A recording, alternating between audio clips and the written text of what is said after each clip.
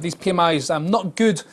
What does it tell us about the overall growth picture in China? Well, what we're seeing is China very much a manufacturing-dominated economy. These numbers are suggesting that there'll be a further slowdown in the manufacturing sector, and that will hit the GDP numbers in Q2 if this continues to play out.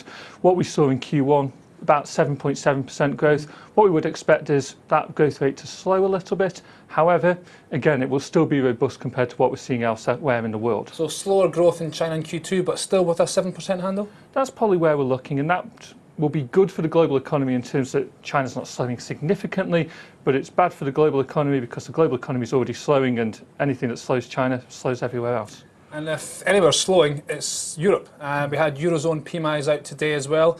Would you say glass half full because there was a slight recovery, or is it still very much a case of glass half empty because we're still contracting? I would probably go more on the empty side. What we're seeing here is the Eurozone still, those numbers solidly below 50, still signalling a contraction for Eurozone GDP. And what we're also seeing is new orders and variables like that looking as if things will continue to contract going ahead. But again, it did ease a little bit, which is a positive in itself, but we're still seeing solid rates of contraction overall. That was the Eurozone, the composites there. The big worry by a country basis still seems to be France.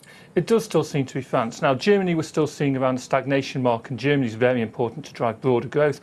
But the French economy, second largest in the Eurozone, still signalling very steep rates of contraction, and that's going to have a knock-on effect for other Eurozone countries, particularly in the periphery. So taking it all together, what can we tell? What does it tell us about Q2 growth in the Eurozone? I know it's early days. It's early days, but I think what we're looking at is a further contraction, extending that recession into a seventh quarter. We're probably looking at France coming in weaker than its 0.3% contraction in Q1 at the current rate. Germany still hovering around stagnation, which means there's no real pillar of growth to drive the Eurozone forward again.